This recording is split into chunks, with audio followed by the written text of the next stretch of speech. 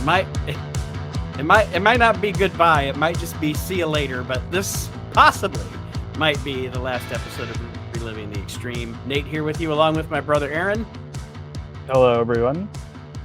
And yes, he was able to connect to the mothership tonight. Chad Austin is here. Hey, did our show actually last longer than ECW? I mean, as much as they recap and everything else, technically we probably did. We probably actually had more hours of original programming than the original programming that we watched. So here's the situation, everybody. What's happening, if you don't know, and if you listen to this show, you probably do because you're an old school wrestling fan and you watch a lot of the shit on Peacock that was once on the WWE network, and now it looks like it's going away from Peacock. WWE has made no announcement. No, they don't give a shit about us anyway to announce where this old footage is going to be. And then, unfortunately for me, I was never a rewatcher of ECW. I've been rewatching ECW because we've been doing this show. I was never a humongous fan of ECW back in the day. I watched it originally, then never rewatched it. Anyway, and all my shit that I have, all my footage that I have, all my DVDs that I have, everything that I have in this house, I don't have ECW stuff, really. So I don't have a way to rewatch it without Peacock. I don't want to pay for it. So we're just going to put a pin in ECW for the moment. I'm not going to get rid of Reliving the Extreme. I'm not going to take the podcast down. There's plenty of it to go back and listen to. I have a lot of good laughs because we did have a lot of good laughs doing this show. But we're going to put a pin in Reliving the Extreme for the time being and pause it because we're not going to be able to watch the shows to review them. Did I sum everything up there, guys? Pretty much. Yeah. You know, Peacock, we're getting fucked by the cock. We're getting fucked by the cock, pretty much. Ew. Yeah, it's getting a pin put in it, and instead, starting in January then? Yeah. Starting January, fresh 2026, a brand new podcast will be coming out, and it's a podcast it's about Smoky Mountain Wrestling, and I know there's a few Smoky Mountain podcasts out there, but I can guarantee you that they're not going to be as funny and inappropriate as ours. So that's my goal. Yeah. Is to make Smoky Mountain. It's a fun promotion. It didn't last very long. Wasn't here for a long time, but it's here for a good time, kind of like us, and we can ramp back up and get more inappropriate. And it's funny when you think about Smoky Mountain. Give ECW a break. Just a little thing about Smoky Mountain. It's funny to think about when they did Smoky Mountain Wrestling, Bob Caudle was already in his 60s. Hey, Jesus Christ, he was old enough to retire then. He's retired now. He's definitely permanently retired now. But he's shaking in his grave with the microphone. It's been fun to do ECW, and I know, Aaron, you said you... Yeah, I had three. We've gotten into up to we covered through June of '97. Yeah, I had 3 questions that were about ECW, and then one that's just, it can be whatever you guys want, if whatever you want to think of off the top of your head. If you have an answer, don't have an answer. But the first question I have is, in you guys' opinion, who do you think the most overrated ECW wrestler was? Oh, you know my answer probably, because I make fun of him every time we talk about ECW. Fucking Tommy Dreamer. Right. He's the most overrated human. Fuck ECW. That motherfucker's overrated just in life. How he still have the job doing anything, anywhere, beyond me. He's got 2 ponytails. Yeah. Shocker, he's working for TNA. I mean, come on. That's how fat his head is. He can have 2 ponytails. He'll never be on this fucking show because he ain't fucking funny. God. Nate, who would you say? Most over. See, Dreamer's the most annoying. Overrated. Like who gets pumped up a lot and talked about a lot that I think is. I can make a case for Taz. I think I was gonna say maybe Taz. It's hard to pick because I don't want to shit on Shane Douglas, but there's some of Shane Douglas that's overrated because he did Well, that same really- Shawn Michaels Ric Flair shtick for so long, and it it's was really so one of tedious. these questions. It's really like a couple of these questions. Just like if it's the first one that comes into your head, it's who you think. You know, like All right, not like Tommy an Dreamer. overthinking I agree with Chad then. question. Okay, I don't think it's Tommy I was trying to Dreamer. come up with a different. I don't was think just it's trying Tommy to come up with Dreamer. a different answer than him. Mine isn't Tommy Dreamer. Mine's the guy they put the belt on, and I don't think he should have ever been the world champion of ECW, and that's why I consider him the most overrated one, and it's just incredible. Oof. Yeah, I can make a case for that guy too. He's so overrated that I never even think about him. Like he's like the worst ECW champion, I think. Yeah, you could definitely make a case for just incredible. You know who? There was You know 10 who's guys on better that than? roster that should have had that belt before him. I thought at that time. You know who would have been? I You would know who would rather have been a see. better? Go ahead. I keep interrupting. I was gonna say like I would rather see Lance be the ECW champion than Just Incredible. But go ahead, Nate, sorry. No, that's okay. I was just gonna say, you know who would have been a better ECW champion than Just Incredible? Aldo Montoya. The But no, I see what Portuguese you're. I see what you're saying, though, Aaron. He is. I'll give you that. Like as far as he was a fine whatever, like mid card guy or whatever. But yeah, definitely not the guy you want to put your top strap on at any point. All right, and now flip side of it, who do you think is like the most underrated? Well, before we go there, I just want to say about when we were talking about Shane. I think a lot of Shane's problem was his lack of like opponents. I mean, that's what I think. Yeah, he had so few good.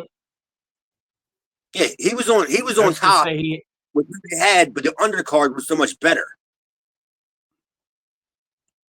Well, and that's a good point because maybe that makes the point that I was making. His what do I say? His opponents were so not so stellar that he had to talk about the opposition's talent. I don't know, but like like I said, I didn't want to say it to shit on Shane because I do like a lot of Shane's stuff for ECW, and I think he was. What one can of you the say people about Gary Wolf? Oof. Bad luck. That poor guy. No, I'm just saying as Shane Douglas, like you guys said, like his talent that he worked with, it's like how much like that fucking Gary Wolf shit was the lamb chop song of professional wrestling. It's a feud that would never end, and it's just I don't know. That had its moments though, man. With the shaking of the halo, I mean, come on, man. That was some shit there. Yeah.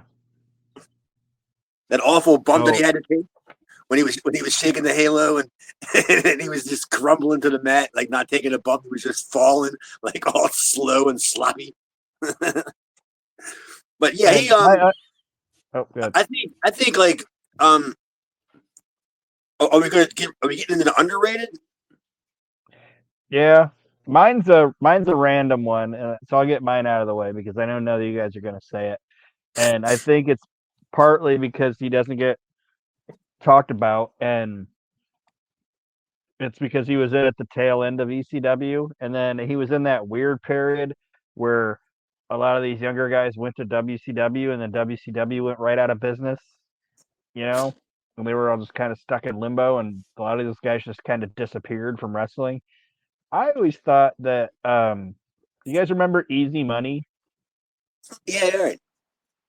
I thought that dude was really good, and I thought he was going to have a bigger career than he did, and like he did nothing after like ECW went out of business, and then he went to WWF or WCW, and then he might have wound up in TNA for a little bit. I don't know, but that guy just kind of petered out. You just never saw him again. I thought he should have been a bigger star. I'm not saying he would have been a world champion or anything, but I thought he should have had a better career. See, my problem is I don't really have that much of a knowledge of ECW like from that time period. Like the more tail end kind of stuff. Like I would say probably maybe 98, maybe 99 is when I kind of like I was working more, wrestling more, and I didn't really have time to watch it. I would just catch it here and there. But like I was thinking like Pitbull #2 was kind of like underrated because that guy he just seemed like he had to go out there and legitimately kill himself like to get over. Them dives over the top rope. What? Because he's not a high flyer. You know what I mean? And he was doing stuff that he should not have been doing.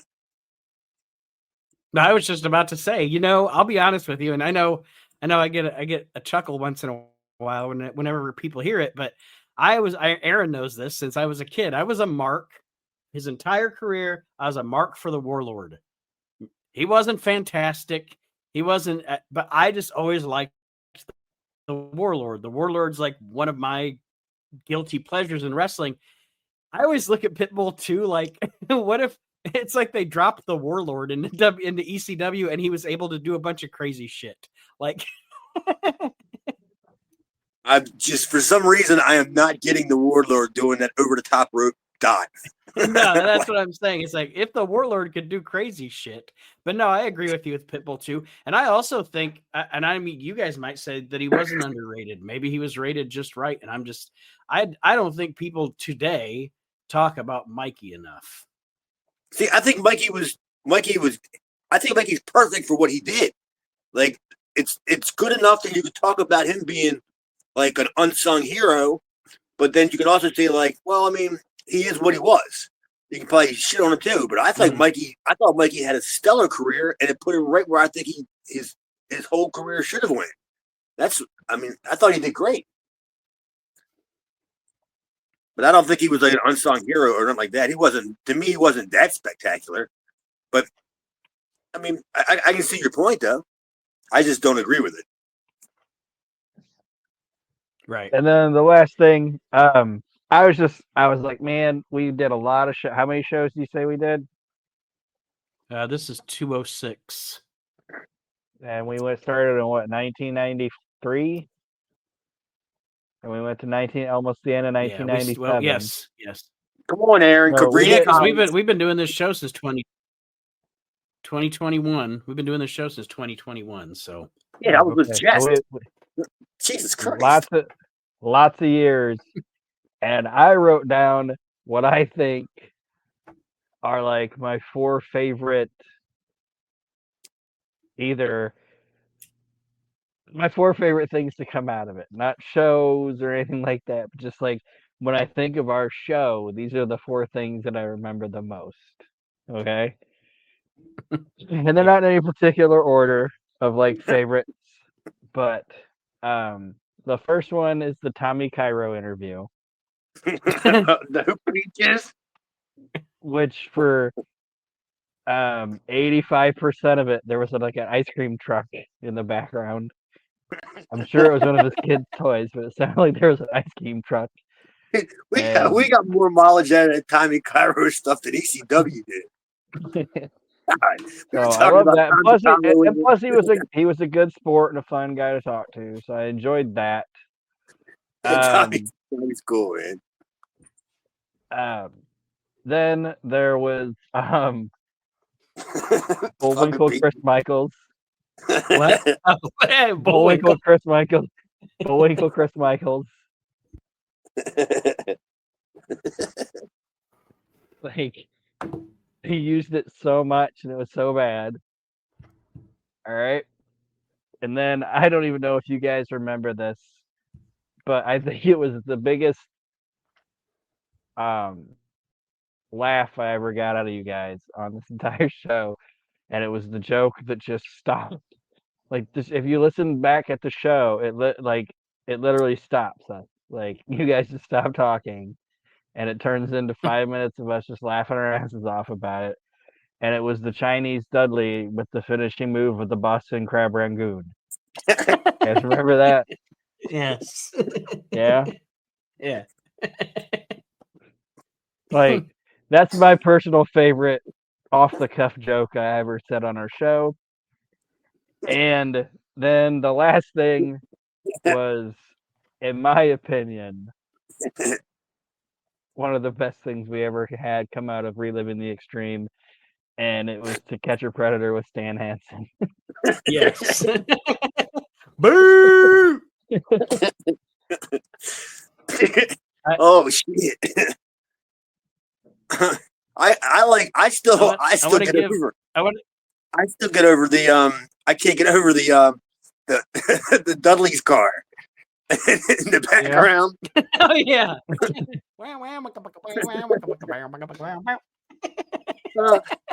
Every time I see an old jalopy or something like that around, I just imagine the Dudley boys like just chasing it.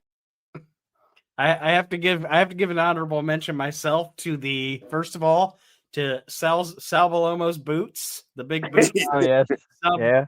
And then of course the Variety Club hayride with Sandman. Sandman on the back of that, Sandman with the fucking speds, and he's all being jolly with them, with the unfortunate kids and all. You're just thinking like, what if that was the Sandman today? You know, when he's sitting there with the Shriners kids with their shoulder arms, and he's all yucking it up with them. Just imagine that was him like 5 years later. Out there beating the little mistakes with the cane and shit.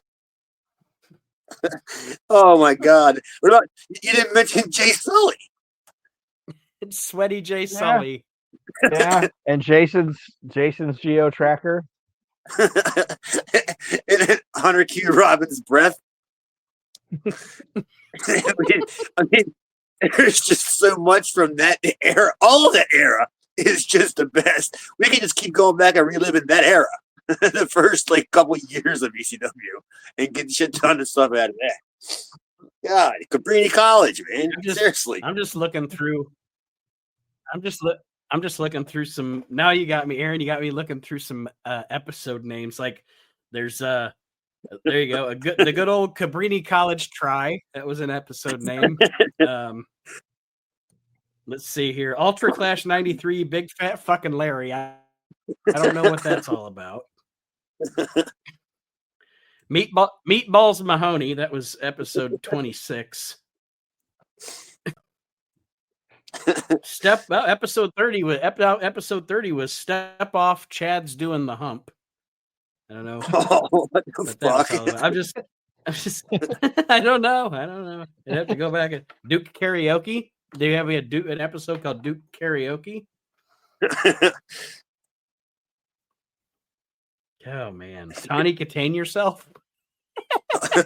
I don't know. Only this show would have Tawny Contain in an episode.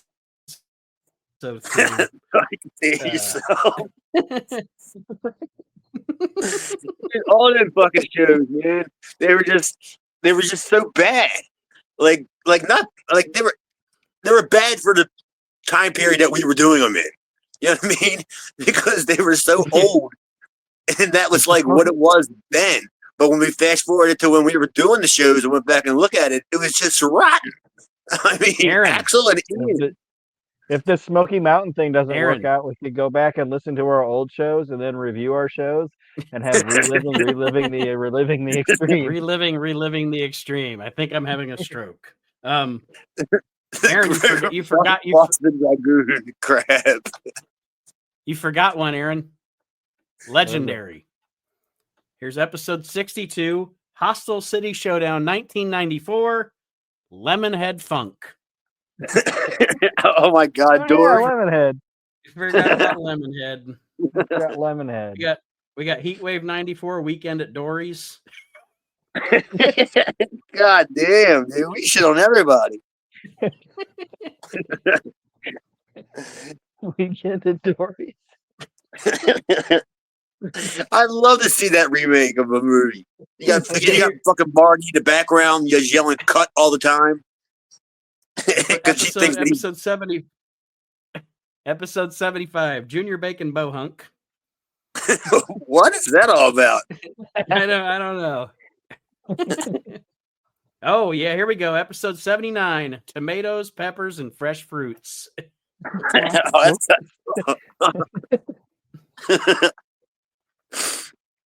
Oh, that- episode 85, better than George Wells. God damn. Were we talking about JT Smith? I don't know. I have no idea. Let's see. Valky Balomo. Episode 92. Man. It's a question. Episode 92 is a question. Angelo Savoldi's feet? What? it's the title for episode whatever it was a question, and it was Angelo Savoldi's feet. I think I know what I'm going to be playing on the school bus when I start driving it. They're going to be reliving the extreme. Wow, man! Man. I wonder if the shows were actually that good as the show's names. SpongeBob Puccio. That's an episode of a name or a name of an episode. God damn, man.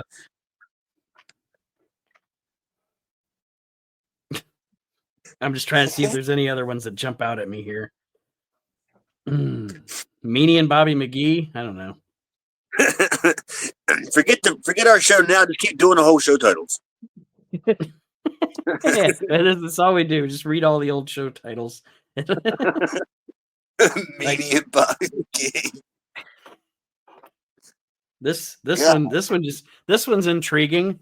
Episode 141. Fonzie, Vince, and Betty Ford. I don't know. Oh, damn. I wonder what we were talking about then, huh? 144. Leather Lou Albano, Aaron. Lou Albano. That's it. I mean, I don't even remember the guy's name anymore. That's what I remember. Yeah, Damian Kane, right? Yeah, he wore lady leather pants and work. Oh, that's I know exactly what he wore. I just remember his name, but Leather Lou Albano. That guy was shits. Episode 160 or 157. Ed Ferrara, Old Pizza, and a Buick. Oh, dude, I remember that one now. That one I remember. There it is. What was that? There it is, Aaron. Whose tracker was it again? You said, Aaron. Whose tracker you say it was? Jason's. Oh, Jason's Geo Tracker. Yes. Yeah, Jason's Geo Tracker. What were you saying? Episode 163. Samoan. Oh, I was gonna say episode 163. Samoan Silky Boom Boom. Oh yeah, I remember that one. Hey, you know that Jason is still doing the fucking suit shit? Yeah, I've seen that. My cousin just worked on my little cousin just worked on a show with him, and he posted a video of it was like a backstage thing. And in the background you can look and see that Jason's still back there. He's the same exact suit. Like no like shirt on, and he's still doing the dumb Jason pose and everything. Like it wasn't even like for the show; it was backstage, and he was still doing the stupid Jason shit. Do you like my Geo Tracker? Oh, this one's classic. Episode 193. Billy Graham Hamada. Yeah, no shit. I remember that one. I can't even tell you where the hell I was sitting at when we did that one. Billy Graham Hamada. Fun stuff. It's been a fun show, and the Smoky Mountain show will be just as fun because it's going to be the same three guys just cracking lies. So we'll just have different material to talk about. Well, I mean, if we're gonna keep continuing to do podcasts about companies that I work for, what's the next one going to be? Ozark Mountain. We're going to do that. We're going to relive the Ozarks, the Ozark Mountain Daredevil jabronis. Did you ever work for Jim Kettner? Of course. Jim Ketamine. Of course I worked for him. Did you work any of the Super 8 shows? No. When they did that? No, I never. Oh, yeah, I did. Yeah, I worked one. I think that was, I think it's my only time I ever worked for him. I think I worked for him maybe 2 or 3 times. Maybe twice, I think it may be. But I know that it got to the point where when I was going to be a regular, I thought I was coming back, and then when I saw he was handing out guys scripts and for their matches, and I started making fun of them, like to them, like the Cheetah Master guy and whatever. And I'm reading like the script, and then you shoulder block me. And I'm just looking at it, and I just started shitting on him, and I just started making fun of the whole entire company. And the next thing I know, I wasn't booked anymore. Because I knew I wasn't doing this. I wasn't doing that. You ain't giving me a script. What the hell is it? I think that's. I'm not in I think that's also where the aforementioned Silky Boom Boom worked, wasn't it? Didn't he work for ECWA? Probably, yeah. Yeah. That's definitely a Silky. That's definitely an ECWA guy. Because I worked his nephew, or yeah, I think it was his nephew, and Boom Boom had a nephew. No, Jim Ketamine, whatever his name is.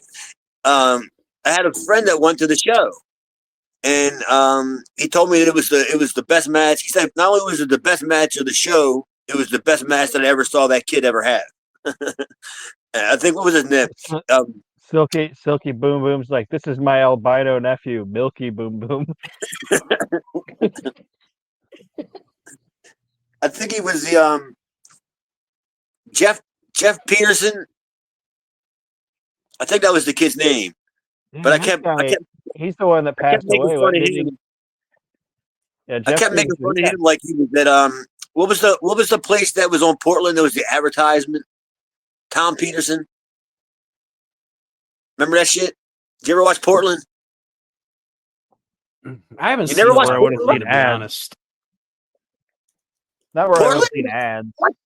But that Jeff Peterson kid, he was the one that I think got cancer and passed away. Because didn't they do like memorial tournaments and stuff for him too? I think.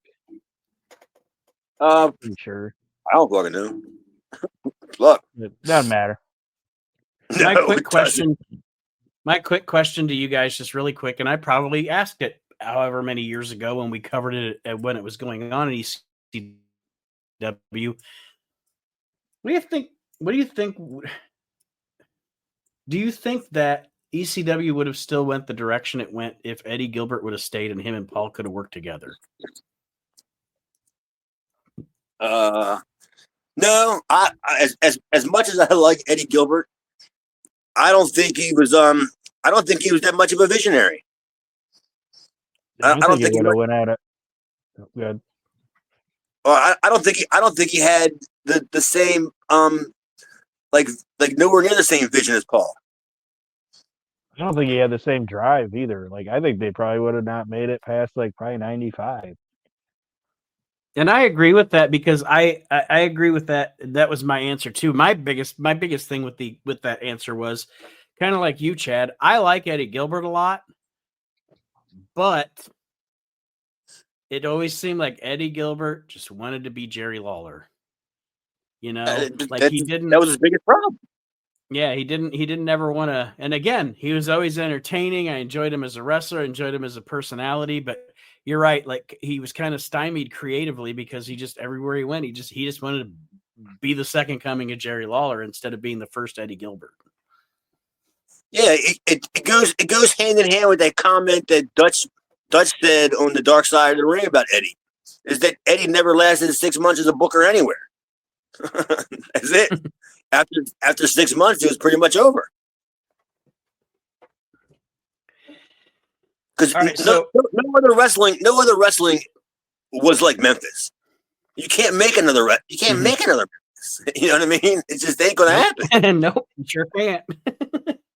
I mean, there's not enough try as you may, you cannot replicate Memphis. So I I guess told the the guys closest to before the we went on the Moondogs were air. Dudley. Oh, Right? yeah. Yeah. 'Cause they just kept making Dudleys. Dudley dogs. It's like we got an outbreak of Moondogs, Dudleys, and Doinks. Yeah. I always lobbied for that match too, because I know I told somebody back in the day that why didn't Paul bring in the Moondogs? That would have been awesome. The Moondogs and the Dudleys. They did the same shit. TNA even tried it with the Dups. They tried to have their own Dups. Like those were those crazy guys they had. Like Bo Dup and Stand Up and Fluff Dup. Stand up. That was my gimmick. They stole that from me anyway.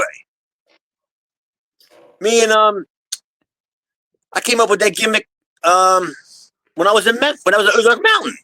When I was with Terry Golden. We came up with that gimmick. Like literally, like because one of them guys worked down there. And didn't they get the gimmick from that guy? One of the Dups? One of the Dups was Trevor Murdoch. Oh, really? Shit. Yeah. And then the other one, I can't remember what his actual name. I can't remember what his actual name was, but he's the one that Stacy Carter left Jerry Lawler for. Jerry Lawler got left for by Stand Up. Yeah, but didn't Lawler like watch the Dup do Stacy? I don't think so. I don't think he did that. I'm sure. yeah, man. So now the episode. Now I know the name. Now I know the name of this episode is "Cucked by a Dup." Cucked up. Cucked up.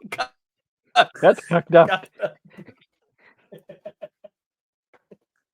Yeah, I remember when me and Terry Golden came up with that fucking gimmick. We were just at a show, just doing what we were doing. We're doing right now, just goofing around, and we picked out some jabronis that were in the locker room and decided to put them together as a team. But I think we called them. We ended up calling them, I think, the Littles. We had one that was we called Itty Bitty, Itty Bitty Little. It was basically what we did, and it turned into the Dups because I think we had one of the Dups working with us. But yeah, we came up with that gimmick. Ozark Mountain. Stacy Keebler was like Ultimate Warrior after 5 minutes. She blow dumped. No shit. Arrivederci.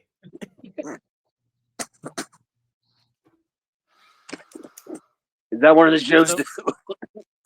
So for the next little bit, what we're gonna do here, I brought along the edition of the Pro Wrestling Illustrated magazine from December of 1994, and I want to read in the Arena report some of the independent shows. Independent shows from the 90s are fun to read. First of all, because sometimes you get some fantastic names. Oh yes, or you read the results and you're like, what the fuck was going on here? Like where? And then also he was still alive, like, right? what? Or also with Chad being here, I don't know. Maybe Chad interacted with some of these people that were. Oh, in 1994, I was heavily interacting with those people. Let's start in. I was all over them people. Let's start in Florida. July 6, 1994, in Ybor City. That's Ybor, Ybor City, Florida. Independent card at Harpo's. It's already fun. In the restaurant. Mark, what the fuck is that? Mark Cruiser defeated the Menace. Oof. Cowboy Billy Mack beat Haystacks Calhoun Jr. What the fuck? A junior? Haystacks. Like, you're a big fat piece of shit. Dude, You, Haystacks Calhoun Jr. That was all for you, Aaron, to be served up because I'm just thinking, how did you get that name? Because you know exactly how they got that name. Somebody was like, you know who you remind me of? Haystacks Calhoun. You're a big fat piece of shit. You're a big fat bastard. You're gonna fight this one here, Happy Humphrey Jr. Fred Blassie said he fucking hated Haystacks Calhoun so much that his big fat ass would drive around, and he had this little dog, and he'd leave it in the truck, and he just cracked the window for the dog. So Freddie Blassie said he went by and like threw a bunch of like chocolate laxatives inside the inside the window, and the dog like ate them up and like shit everywhere, all over the fucking cab. And Haystacks and his wife had to like get the cab and drive away in it.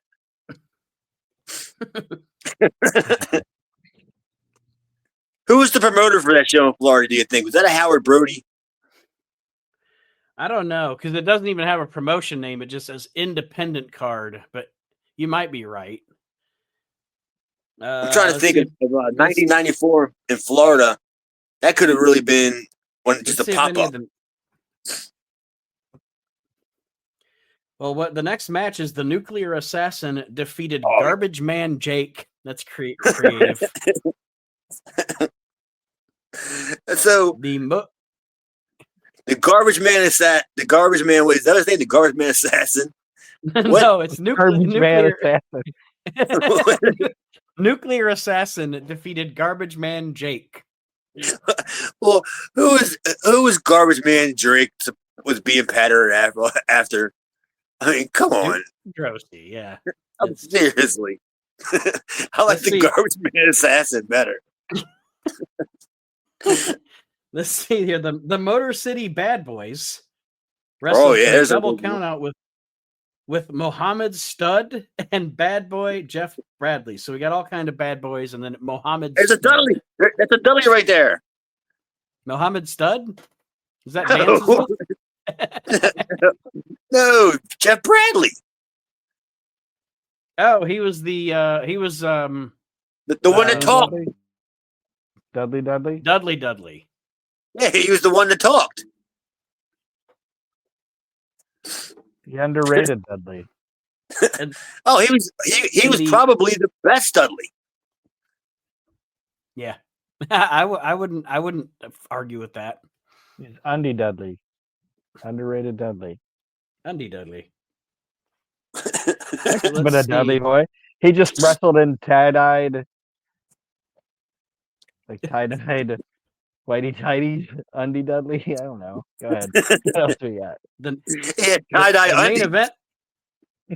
The main event of this show is Horace Boulder, managed by Osamu Nishimura, defeating the mighty Hercules by disqualification.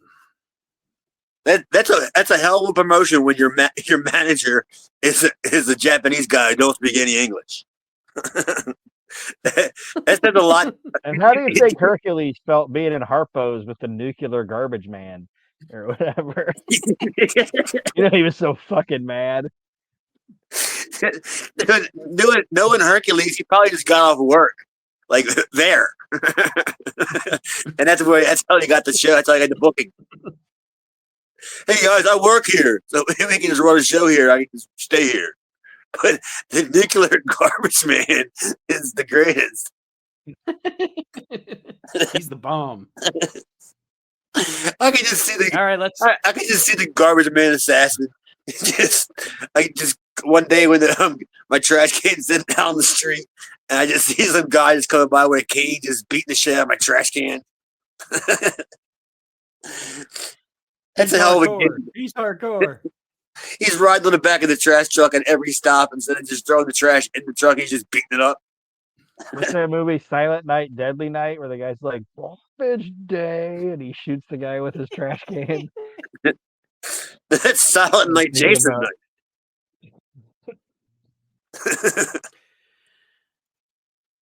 So now we're going to Melrose, Massachusetts.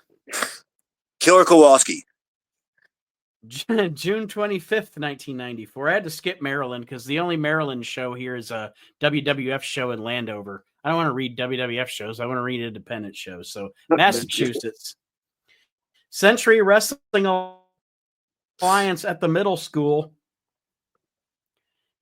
Tony Atlas defeated a guy named No Pain.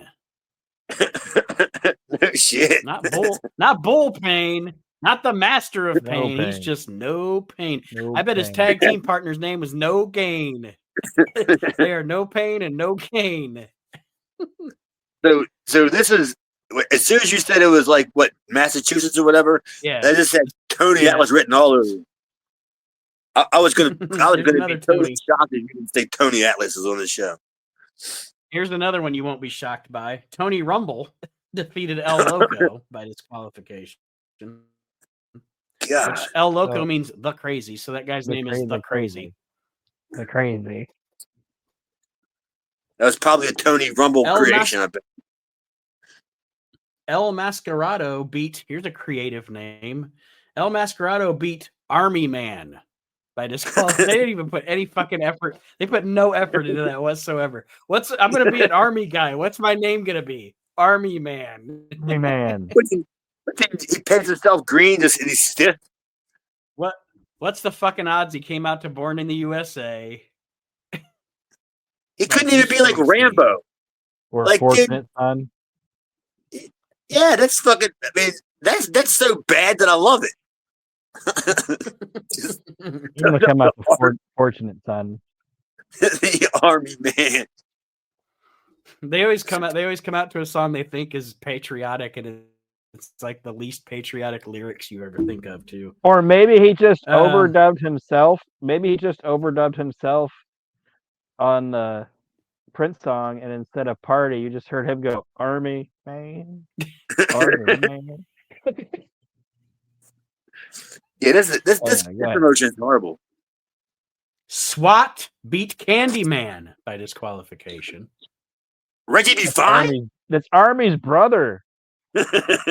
SWAT, Army Man and SWAT. Yeah. Was there a guy there? Candyman. Candyman. Army and Candy. Was there a guy there named Navy Blues?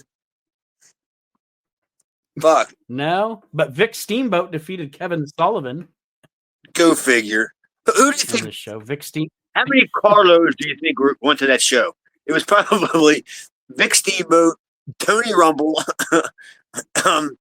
Tony Atlas, all in one and car Kevin with. Sullivan.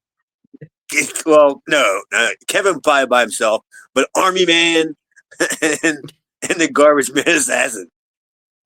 Yeah. And then the I wouldn't even. Kevin I would, Sullivan in the I would just book the Garbage Man Assassin. I wouldn't even use him, just so I can just tell everybody what his name is. Like the Garbage Man Assassin, everybody. look at him sitting over there. He's killing. And it. in our main event, Doink and Doink, two clones wrestling as a tag team, beat Knuckles Nelson and Suicide Samson. Doink and Doink. We just talked about multiple Doinks, Dudleys, and Moondogs, and here they are, the Doinks. So it was Ray Apollo and who else would it have been? It wouldn't have been Steve Lombardi because he's probably working. I bet Steve Lombardi could have went to Massachusetts on a weekend or something. Yeah, but he probably would have worked. I mean, if he didn't work as Steve Lombardi too on the show, then I doubt it probably wasn't him. Because if I have Steve Lombardi pegged correctly, he was double dipping if he works on the show. He's working as Doink and the Brawler. So it's probably just some jabroni Doink. All right, It was let's Bob move. Starr, I don't think. Let's move. It could have been. It was the Nuclear Garbage Man. Yes, it was. It was probably. But you're probably definitely right that one of them was Ray Apollo. Oh, it was. I guarantee it was. Okay, so we're gonna go to New Jersey now. Lake Hiawatha, New Jersey. Oh, Dennis Carluzzo Creations right here. East Coast Professional Wrestling at the ECPW Arena. I'm sure that was a wonderful establishment. Punisher beat Zodiac. Oh yeah, here we go. I was gonna get ready to throw out some names and tell me if they're gonna be on them or not. Tag team champions Devon Storm and Kodiak Bear. There you go. There's two names I was going to say. With Helter Skelter. Who would Helter Skelter have been? Helter Skelter. Trying to think of one of them. Is there Boy Gone Bad on the show? No. CN Red on the show? No. That's a great name, but no.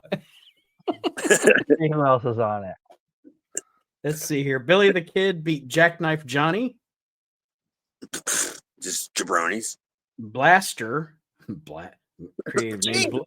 Blaster beat the Bayou Hunter. The what? The Blaster beat the Bayou Hunter. God, this promotion's awful. Why wasn't I booked on the show? Or at least why did I go to it? Toxic Todd defeated Silverado. And no Garbage Man Assassin on the show. Here's a name I recognize. Here's a name I recognize. Gino Caruso defeated Metalhead by disqualification. Super Stack. Gino Caruso. And I'm actually I don't know why Jimmy Snuka. Why didn't Super Sack do that gimmick, man? I mean, that should have just been his gimmick. And I don't know why Jimmy Snuka isn't on this card, because the main event is heavyweight champion Rocky Jones defeating the Metal Maniac. So I don't know why Snuka's not on the show, but so where would the Snuka have been in '94? The Snuka was like, Silverado, brother, I don't work with that motherfucker. Fuck you. Imagine Silverado got heat. Snuka's face when he walks in and sees the lineup and he's wrestling the Garbage Man Assassin. Oh, brother. That's all he would have said. Oh, brother. Fuck Toxic Tom. Fuck Toxic Tom. Who the fuck is this booker in this company? Jesus Christ. Yeah, the only guys on there that I believe would have been the only guys from this show that would have been Carlito guys would have been Devin and Super Sack and Kodiak. Super Sack and Kodiak. There's a team for you. oh boy. Let's head to North Carolina. Georgetown. Let me see. Do we want to go to Mount Airy, North Carolina, or Belmont, North Carolina? Belmont. Mount Airy. No, Mount Airy, because there's a place in Maryland. All right, let's go to Belmont.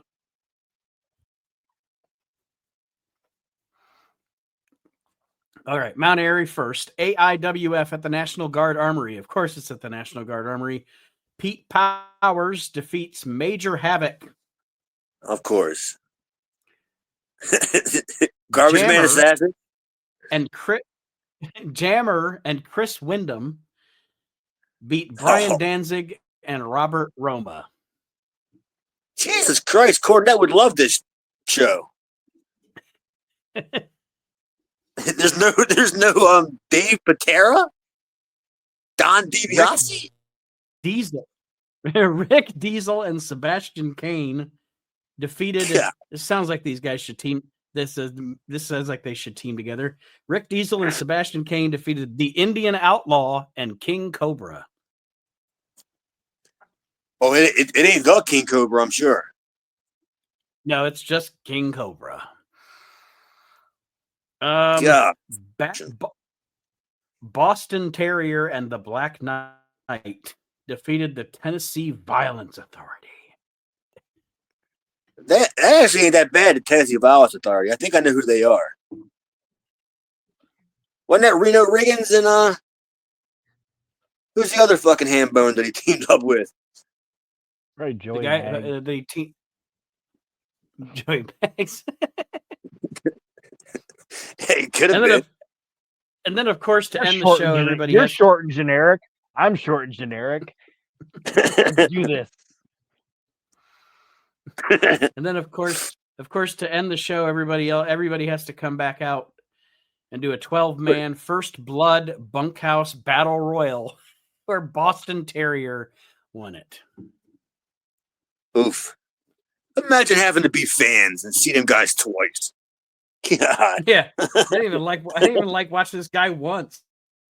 Yeah, Can you exactly. imagine the disappointment on their faces when they announced the Battle Royal and the same 12 guys, whatever, from the earlier in the show come out? God. All right, this one's gonna have some names we recognize. We're gonna go to Pennsylvania, Downingtown, Pennsylvania, July 9th, 1994. WWWA at the Farmers Market. I wrestled there. Fresh Fruits. No shit. Is this the same? I wonder if this same farmers market the ECW is at. Yeah, it was. It was that farmers market. Yeah. Downingtown Market, yeah. Well, Supernova Why won a said 10-man I battle royal wrestled for there? he won Supernova won a 10-man battle royal for $5,000. You know he did not Right. win Yeah, $5,000. fucking right. He got a watermelon and some cashews.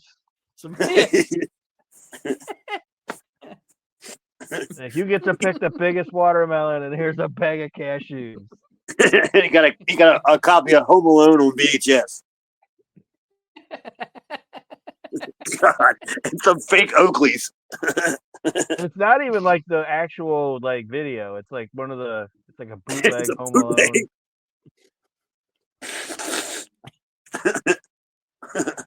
Oh my God, flea market shows are the best. $5,000 defeated. The Mad Russian defeated Harley Lewis.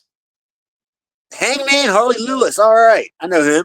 I was gonna say I recognize that name from the magazines, but I don't know if I've ever actually seen him.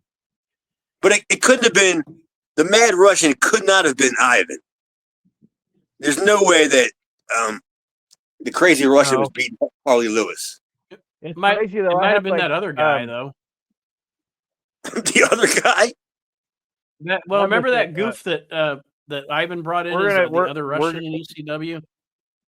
No, we're gonna see him on we're gonna be able to talk about him on Smoky Mountain. Yeah, Vladimir. He's on Smoky Mountain too. But I have this like independent documentary that these guys made about Mid-Atlantic Championship Wrestling and all this, and Ivan Koloff's on it, and it was like the first time that I remember that I ever actually heard Ivan Koloff in his actual voice. Oh, right on. And it's just weird seeing Ivan Koloff talking with a Canadian accent. Like, okay. Yeah, I remember the first time I heard Ivan too. Basically, I wasn't even in the business yet. Really, I don't think I even had my first match then. But I was still hanging around, putting the ring up and all that shit, fucking around in the ring. And Ivan was on the show, and and it was like a Democratic club is where the show was at. And I remember just meeting him and all. He was just like, "Hey, Chad, how you doing?" And I was just like, "What the fuck?"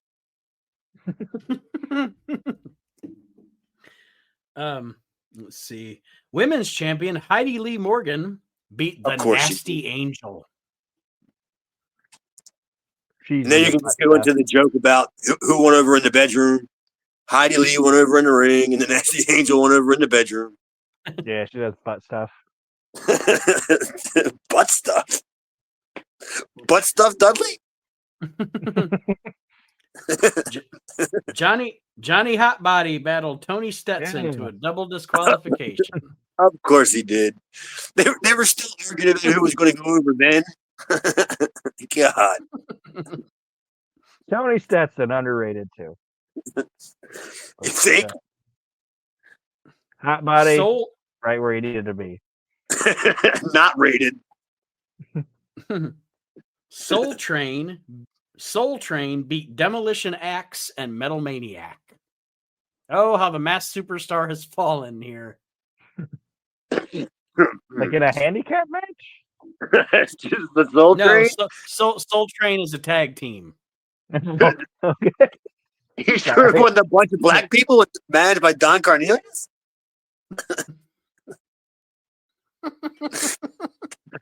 I can see it now. And then there's like, hang on, there's like 20 black people, like 10 on each side, and then you got like the Soul, whatever they're called, Soul Patrol, walking down the middle dancing like they do on the Soul Train. Demolition Axe probably told Metal Maniac, be like, "Sorry if I put you out with the ride, brother," and he was like, "It's fine. I'm just glad somebody could finally read me the map." Because Jimmy Snuka was illiterate. Yes, illiterate Snuka. Go left, brother. Go left. at the Royal Rumble, I think it's 1990. Before the Royal Rumble, when they do you know how they would do like the promos from 15 guys or whatever, they just roll out promos from 15 guys that are in it. Jimmy Snuka's promo, I think it's the 90 Royal Rumble, because he comes back in 89 at WrestleMania 5. So yeah, 90. His promo when they cut to him is, "Man, when we go out there on the island and we're swimming with them sharks. Ooh, ooh, ooh." And that's his whole promo. Like, it's like, what the fuck are you talking about? And why did this make the air? But anyway. I'm surprised. I can't remember who Snuka attacks or something. It might be Honky Tonk Man. I don't know. But he attacks somebody when they're cutting a promo to set up like a little feud that they're gonna have. And on headset, like on camera, Bobby Heenan's like he comes out and attacks this guy, and Bobby Heenan's like, "Ah, what a big illiterate tree monkey." Yes, that is the Honky Tonk Man segment. Yeah. And he calls him he jumps off the interview stage onto.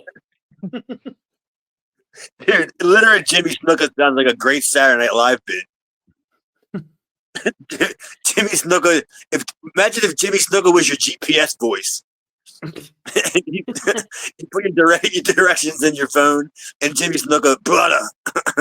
You gotta get off, brother. You're swimming with them sharks, man. Yes. Oof, oof. And our main event. Our main event here at the Farmers Market is Rick Martel defeating Jimmy Handsome. I'm sorry, Johnny Handsome. Don't want to get that wrong. Yeah.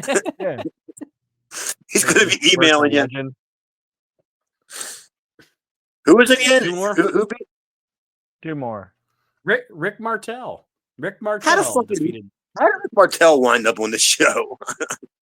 God. Well, actually, summer of '94, he did do a bunch of like Raw tapings up in the Northeast for WWF. So maybe he just happened to be around and was just, Dude, yeah. I was going to say, I was going to say, which family member was he visiting? Maybe him and his wife just had a stand and were selling rhubarbs and candles, and they were like, "Oh, rhubarbs." He's got when he's watering his plants, he's using the atomizer that says arrogance on it. Yeah. Yeah, it's an odd name, Rick Martel, to be on that show. It just strikes me odd. Yeah, I didn't expect that either. All right, we'll do two more here. We'll go to Tennessee. How about we'll do Tennessee? There's going to be some doozies. I know there's going to be some doozies on this one. Maryville, Tennessee, 7/7/94, All-State Wrestling at the Rhinestone. That's about Maryville is about 30 miles from where I live right now. And not this is 94, so I guarantee you the Rhinestone is one of those fucking places they opened up because in 94 everybody wanted to line dance and be country. So the Rhinestone was probably one of those places. Because of Garth Brooks and fucking Billy Ray Citrus or Billy Ray Cyrus. And mechanical bullshit. Yeah. Jesus. I hated those places. Fuck. Shogun pinned Lone Star. Of course. God, dude. And wrestling stuck around after this year, Chicky White. Fuck. Chicky White. Who's Chicky White? Chicky White defeated Bam Bam Christian. A big fat religious guy with tattoos on his head. What the fuck is that all about? I was gonna say, yeah, he's got a crucifix tattooed on his head. Yeah. He got the Bible. The fuck, Bam Bam Christian? Is he a Baptist brother too? Bam Bam, the King Kong Baptist. He needs to be teaming up with the Garbage Man Assassin. That's my new. I guarantee you, I'm going to run a show now and just book a match and just call some guy a Garbage Man Assassin. Garbage Man Assassin.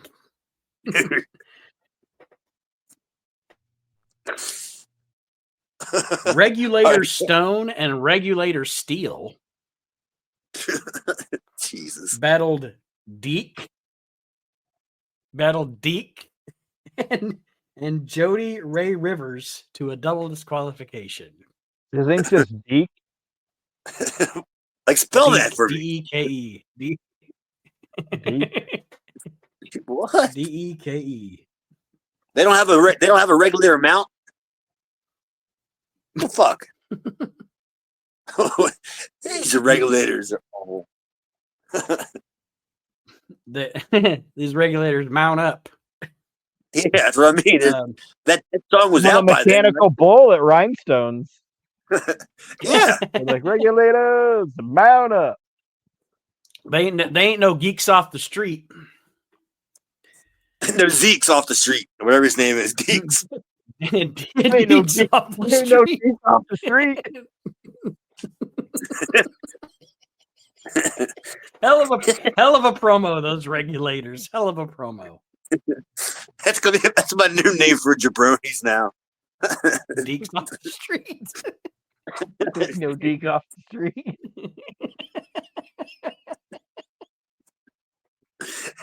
Forget about calling, because everybody knows what a jabroni is. So, not anymore. Let's see here. The SWA Tag Team Champions Rick Connors and Lone Star defeated Bobby B and Dennis the Tank Coates. What? Dennis I can't. Dennis the Tank Coates. I thought you said Dennis the Thanks. I'm just a fucking messenger. Like, what the fuck? what kind of gimmick is Dennis the Thanks? The most polite wrestler. Yeah, thanks. But how can he be a heel? He wears a when he wears a mask, he wrestles as Gracias. Jesus Christ! So when he turns heel, the ever polite luchador Gracias. But he's Dennis the Gracias Coates. It's like, we still know it's you. So if he turns heel, is he sarcastic? And in our main event, Rick Cannon pinned ASW heavyweight champion Tony Pritchard to win the title. Oh, seriously. now you know what Tom's cousin's doing these days, or them days. If it's somewhere, you said it was Maryville? It is, I think that was Maryville, Tennessee. It had to have been, it's definitely a Tom Pritchard fan. All right, last show. We'll go to Washington State, Vancouver, Washington. Let me see, hold on, 94? Champion. 94. There's Rambo on it. Yeah, June 22nd, 94. No, actually, this show's kind of loaded. Let's see here. This was not what I expected to happen. Vancouver, Washington, Championship Wrestling USA at the Clark County Fairgrounds, 6/22/94. Black Blood defeated Dane Rush. I wonder if Black Blood is fucking Billy Jack. Why would he be Black Blood in fucking Portland? Because he just came off he would have been like 2 years. Plus, he's fucking insane. So it's fine. It's probably him. It's probably him. But wouldn't he have? I'm trying to think of who the promoter was for Championship Wrestling USA. I bet he's on the show. Go ahead. It'll kind of be what doing while you're reading the results. And actually, spoiler alert: Billy Jack Haynes as Billy Jack Haynes is on this show. So we have then their next match is Bill and Bart Sawyer beat Chavo and Mondo Guerrero. Mondo Guerrero's wrestling in Washington in the spring of '94. That's probably the best match of the show. Jim and Carl Pope and Billy Two Eagles defeated the Minnesota Maulers. All right, these are all Portland guys. Michelle Starr, is he on the show? Esprit Crito pinned Masquerita Sagrada in a midget match. Listen to this fucking match. Ryuma Go, Psychosis, and Colonel De Beers. Ryuma Go, Psychosis, and Colonel De Beers. A Mexican, a Japanese guy, and a fucking racist. A racist South African. All step in the ring together. They lost to C.W. Bergstrom, Billy Jack Haynes. Hold on, C.W. Bergstrom, Billy Jack Haynes, and Rey Mysterio Jr. Oh, these names out of a hat for this match. There's no way somebody booked that. You know, Rey Mysterio and Psychosis are like, what the fuck are we doing? Why wasn't Haystacks Calhoun the third in this match? God, this is the shits. And it's and then our main event's a fun one too. It's American Love Machine.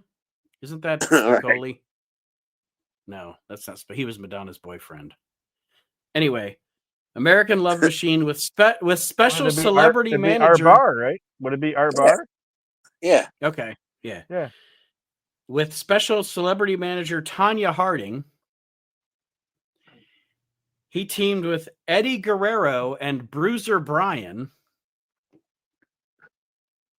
to defeat Conan, Perro Aguayo, and Blue Panther in a best of three falls Mexican guys in Washington working for fucking Billy Jack Haynes.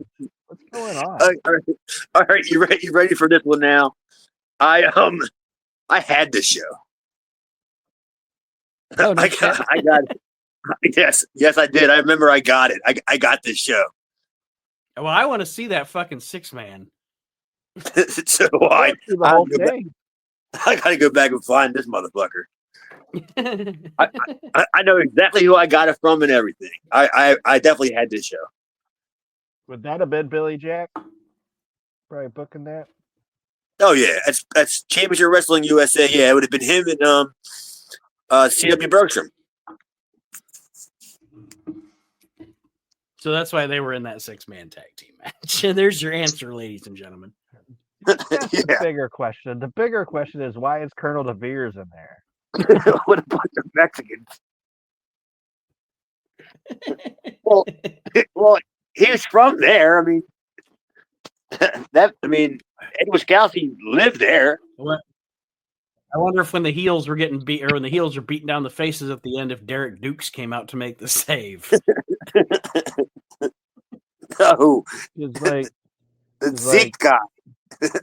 Yeah, Jack was insane. Deke from the streets came in and helped out. His Billy Jack was insane, but he was at least somewhat talented. De Beers was all the way just trash. Yeah, he was the shits. What's he doing with anybody in that fucking? He's just there to fucking take the. I don't know. Well, I still can't. That's definitely a rib to have him teaming up with some Mexicans. That's definitely a rib. This whole Well, that's joke gonna sounds. This whole show sounds like a rib. Well, that's the rib we're going to end on here for this week's edition and possibly the last edition of Reliving the Extreme. We talked about half the show about ECW, and then I always like, we'll have to do this more often. I always like getting out these old cards and just going through these old independent cards. And so we never got to Sabu and Raymond and RVD versus the Dudleys. I had to watch that shit. We'll talk about it in 4 years from the. I was gonna say keep those notes in case the show ever comes back. But like we said, guys, everybody out there listening, we apologize that we're gonna have to cut this off. But again, the footage isn't there for us to review. Once Peacock takes it down, again, like I said, if it winds up on YouTube and they start an ECW vault or something, we'll get right back into it, no problem. But at Smoky Mountain, there's a YouTube page, or if you put Smoky Mountain Wrestling into, if you want to watch along with us, put it into a search engine on YouTube. You can watch the whole promotion from beginning to end right there on YouTube. So we're going to do that. Smoky Mountain, the Smoky Mountain podcast debuting in January 2026. And speaking of that shit, like the watching it with us, did you know that I would have thought Cornette would be great for that, like a watch along. But he did a watch along on one of his last shows, and he stunk at it. I was like, I thought Cornette would have been great at doing a watch along. It was terrible. Well, Chad, Aaron, I mean, I know I say the word parting words at the end of every episode, but for this podcast, this might actually be your final testament, your parting words for our listeners. Just get ready for our next show. What are we calling it? Sucking on the Smoky or something? What is it called? Sucking on the Smoky? Sucking on the Smoky. Some stogies. That's the best way to end Reliving the Extreme. Yeah, we ain't no deeks on this from the streets. Yeah, we ain't no deeks. We want to wish from the street. We're bringing it. We're bringing ECW to a close here for now, and like Nate said, in January, look out for the new Smoky Mountain Pod on the Mountain podcast, and I'm hoping we bring a different vibe than what some of the other Smoky Mountain podcasts did. So, looking forward to it. And thank everybody, especially like our fans over in the Norway and shit. You guys rule. May you have a Merry Christmas. May you have a Happy New Year. May your holidays, in the spirit of Reliving the Extreme, bring you lots of tomatoes, peppers, and fresh fruits. Fresh fruits. And fresh fruits for the new year. Yeah. And we'll see you. A plentiful bounty of fresh fruit. Fresh fruits.